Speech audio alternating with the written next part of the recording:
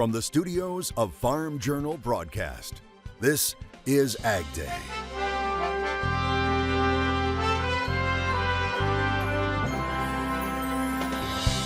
A very valuable commodity. The eggs are like gold right now. How egg producers are trying to keep up with demand amid soaring prices. Itching to plant soybeans? What you need to know to build yield. Where can I save money? Let's not do it by pulling these residuals out. As USDA begins to thaw out frozen funds for farmers. It's not a question of if, it's when they will roll out. The latest on this developing story right now on AgDay. AgDay is brought to you by Pioneer. Next level yields start with genetics proven to perform. Pioneer. Next level yields start here. Good morning, I'm Clinton Griffiths. Some of the money that's been promised by USDA to farmers that's been frozen is being released. Secretary Brooke Rollins announcing the agency will release the first tranche of funding that's been on pause. AgDay's Michelle Rook joins me. Michelle, it adds up to about $20 million in payments. Yeah, that's right, Clinton. This $20 million was paused due to review of Inflation Reduction Act allocations by DOGE. However, USDA is honoring existing contracts with farmers for some important conservation programs. And even better news is this marks just the initial phase of released funding expected, including disaster aid.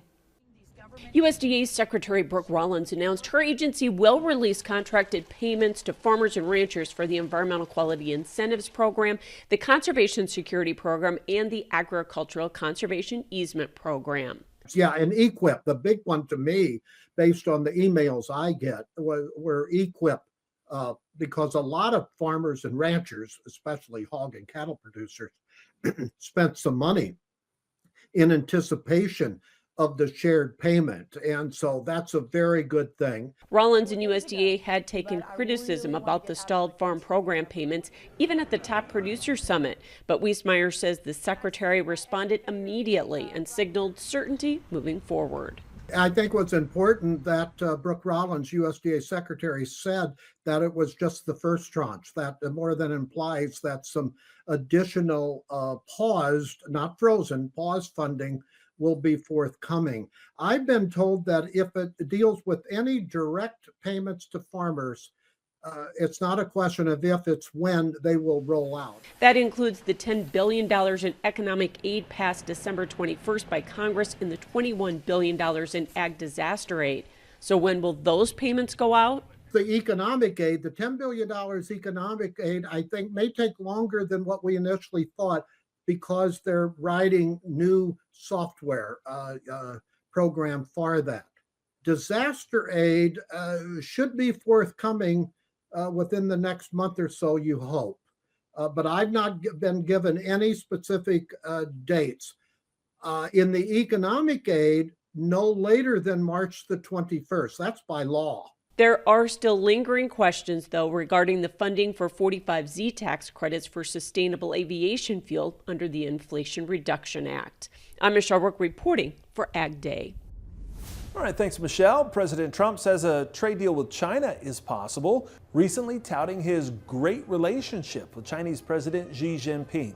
Speaking last week aboard Air Force One, he suggested a fresh trade agreement with China could be possible, but provided no details on a potential deal. Now, he said he expects Xi to visit the U.S. Now, Dan Bosse says he doesn't think the U.S. and China will reach a deal. For now, he says China hasn't been buying U.S. corn and wheat. With China not being in the world market for corn or wheat, we calculate Chinese farmers are now selling their grain below the cost of production. So China's not anxious to import corn and further harm their domestic producers when their prices are already so low. So I'm not looking for China to be a big grain or wheat importer. Meanwhile, Greg Dowd was the chief ag negotiator at the USTR during President Trump's first term. He helped negotiate the Phase 1 agreement with China, spending hours with his counterparts in order to get a deal. He agrees it's likely President Trump and President Xi both want to do another deal. However, the biggest difference is indeed the Chinese economy. China, they're the biggest importer of wheat, corn, soybeans, beef, pork, poultry, dairy in the world, but their economy is soft. post-COVID, the Chinese economy just hasn't recovered. And I would argue you can have free trade agreements with the entire rest of the world. It does not replace what we've seen here in the last 5 years when the Chinese economy is doing well and what they need in terms of food. They have per capita incomes when their economy is doing well. It's really come off. Adding that economic softness will continue to limit opportunities for a new ag-related deal with China. Now, Dowd believes the biggest opportunity for the U.S. is to grow exports and market share right now in the Western Hemisphere. U.S. farmers will bear the cost of tariffs on Canadian fertilizer, or will they? That's according to Nutrien, the company cautioning that will happen if proposed tariffs on Canadian fertilizer go into effect. The company's CEO saying the U.S. depends on Canada for more than 80% of its potash supply. President Trump recently postponed a 25% tariff for a month after Canada agreed to tougher border measures. Fertilizer expert Joss Linville of StoneX says moving tariffs to that later date changes this conversation. Going from February 1 until March 1 until April 1 gives the market just that little bit more time to get that product across the border, get everything set up before any of these tariffs do hit. And then if they do go April 1st and they stay on, well, that's going to be a longer term. That's now a late spring, summer, fall situation. We've got a lot of months to deal with.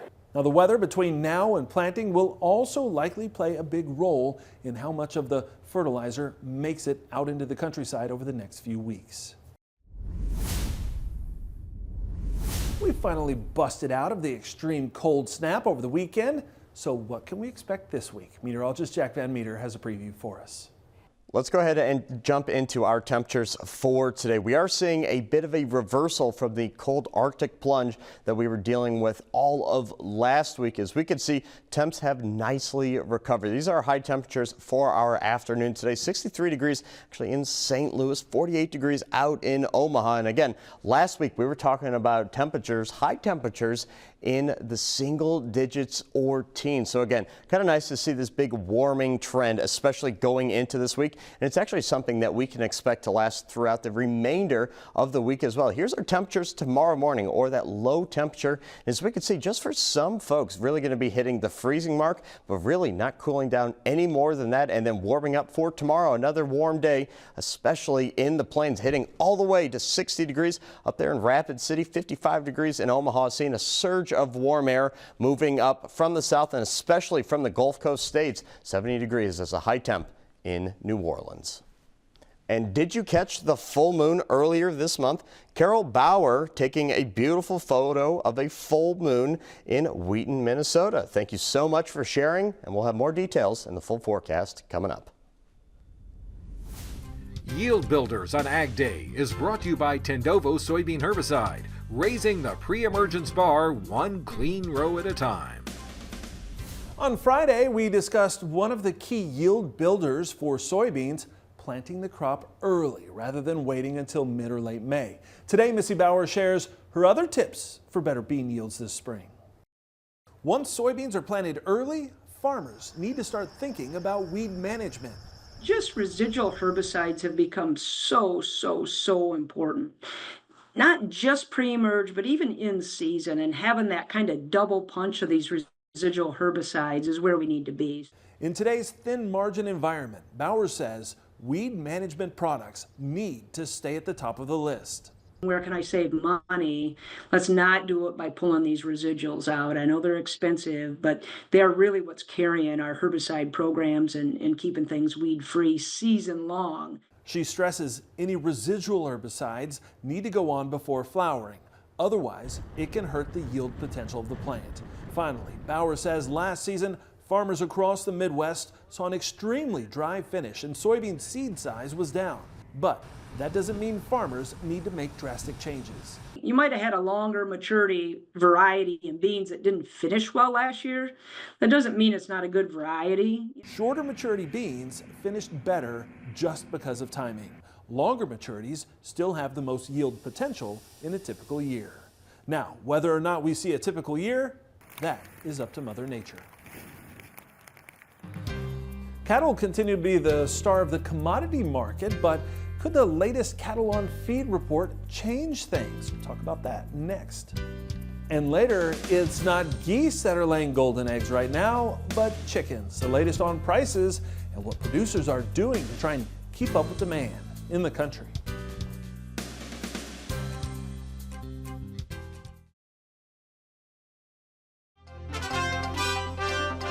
Corn and soybeans couldn't keep the positive momentum going to close out last week, even as feeder cattle continued to climb. AgDay's Michelle Rook joins us once again with a look ahead to this week. Corn and soybeans ending lower on Friday with cattle to the plus side. Scott Varlick is back with our analysis. Let's talk about corn and soybeans because we did see a lower week for corn. Are those markets starting to look a little bit tired in your opinion? That's kind of what I feel like is we're in that time period where, okay, we've talked South American weather for several months, and now we can start to look beyond that. And it's too early for us to talk about weather here and acres. Yes, that's coming, but feeling a little tired, like it's time. We've had a nice steady uptrend in the corn market. The funds have been long, they've been pushing, and it got us to some levels that I probably didn't think we could get to. So now it's just kind of feeling like, okay, as we hit this middle ground, that time of year where we usually can shop a little sideways, easy for me to say, yeah, we can get a little correction here. Some of these long funds can maybe just relax just a little bit. So that's exactly the way I see it. Yeah, and soybeans are kind of range bound as well, aren't they? There's been, plenty of South America ups and downs that we've had that's kind of kept it in check, whether it's too dry or whether it's not. But we know they're raising a big crop down there. And so it's been unable to really, follow that nice big long uptrend here. And so it's been a little bit more choppy in this level in the mid 10s, probably waiting for some kind of major news to punch it out either side. But the funds haven't been near as active in the soybean complex. So do you think that we're going to get some news out of USDA Ag Outlook Forum coming up this week, especially as we watch that maybe higher acreage figure on corn? Yeah, I start to get a little antsy as we get to this time of year because we're all ready to look ahead and see what's up to come. We're ready to start to trade our crop that we have here, and the markets like to do that as well. And with looking at a very large corn acre number estimate, I feel like that's going to be what's going to hang over the corn market. It's just a lot of debate over how high that could be, but the financials say, hey, plant corn, not soybeans. So we're going to see that shift, and the market still has to start to be aware of that. No doubt. Thanks so much, Scott Varlick with Quima Varlick. We'll have more AgDay coming up.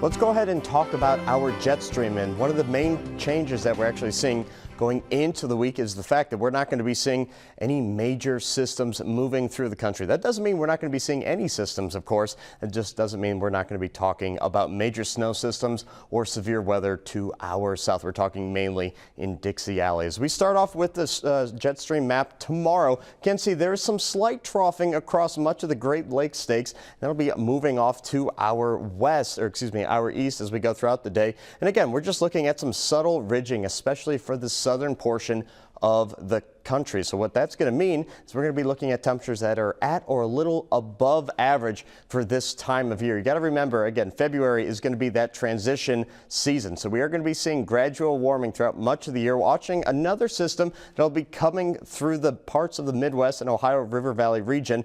Again, by midweek, some folks are going to be seeing a little bit of snow. Again, not talking major winter systems whatsoever. And my goodness, take a look at the ridging that's going to be happening out east. Again, some warmer and drier air funneling up through the four corner states and into parts of California. And that ridge is expected to carry through for the rest of the week and actually into next weekend. Here's our temperature outlook, and it pretty does a great job actually of mirroring the jet stream. Again, four corner states going to be a little warmer than normal, especially out there in Arizona. Again, average for the Pacific Northwest, and as we can see, some more cooler air dropping down for our East Coast friends.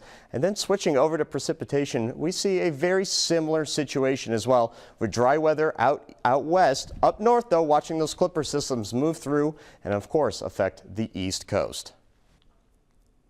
Whitney, Nevada, 82 degrees and a low of 55 degrees. Chipley, Florida, seems fairly nice over there, 76 degrees and low of 46 degrees. And finally, Sherwood, Arkansas, 70 degrees and a low of 43 degrees.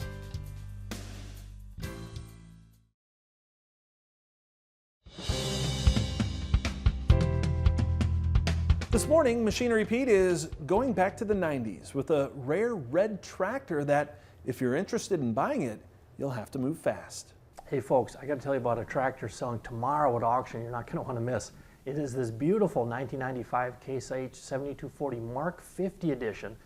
Kind of a rare one there. They didn't make that many. This thing's only got 3,412 hours on it. It is all original, beautiful condition.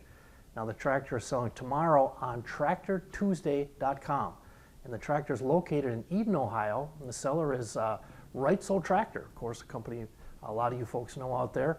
Now last week I traveled to Eden, Ohio to visit with Jim Reitzel and also Zach Bosley, the owner of TractorTuesday.com.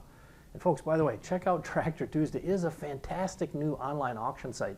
You're going to be hearing a lot more about this. Zach is a farmer from Hastings, Nebraska, with deep, deep roots on the tech side and also as an online auction seller. And it's a fantastic site. Now, when it comes to the 7240, I hope you saw our video previews out there on Machinery Pete's social media and our YouTube channel. And when it comes to pricing on 7240s, the highest auction price I've ever seen in the US was this one. It sold about 4 years ago, April of 21, farm auction in Seymour, Wisconsin. Another Mark 50 edition, 95 model 7240. This one had more hours on it, 4,213 hours, and it sold for $94,000. Now actually, that's the second highest auction price ever on a 7240. The all-time record was a year later, April of 22, on a farm auction out of Forestburg, Alberta, Canada. A 96 model 7240 with 3,333 hours on it that sold for 140,000 Canadian, converts to $111,426 US. And again, folks, ton of love for these mid-90 boxcar tractors. So to find one like this, original, 3,412 original hours, again, it's selling no reserve tomorrow. Check it out, TractorTuesday.com. All right, thanks, Pete. As egg prices keep rising, how are producers keeping up with demand? Hear what one producer is having to do to stop folks from reselling them in the country.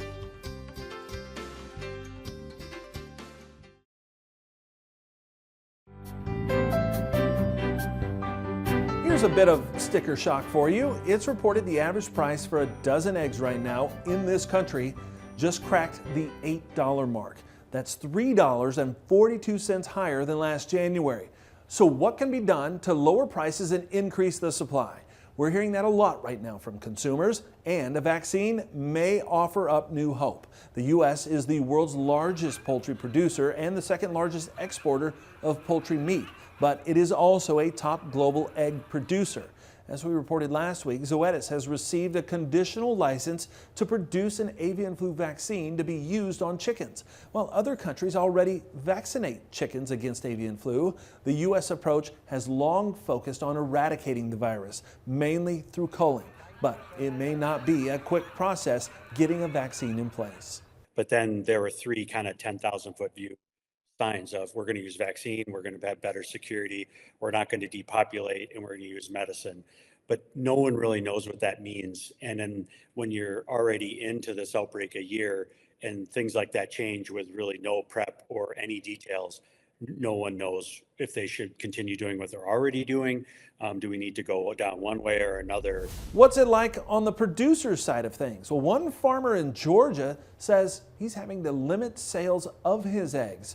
Dwayne Jones is the operations manager of Jones Family Farm in Powder Springs, Georgia. He's been operating his family-owned farm since his parents purchased it back in 1980, raising 150 to 200 chickens, which produce about 100 eggs a day. But due to the bird flu crisis, he says local demand for his eggs has surged. I've had a steady customer base for years, so I was already doing a good business, but I used to have enough surplus eggs to sell to retailers who resold them at farmers markets and stuff like that. But I have been selling out every day, And I've had at least 5 new customers a week since this egg shortage started. So I haven't had any extra to sell to the retailers at all. Dwayne says he has had to implement a 2 dozen purchase limit for customers in an effort to prevent them from reselling the eggs. And that's all the time we have this morning. We're sure glad you tuned in. From all of us here at AgDay, I'm Clinton Griffiths. Have a great day out in Farm Country.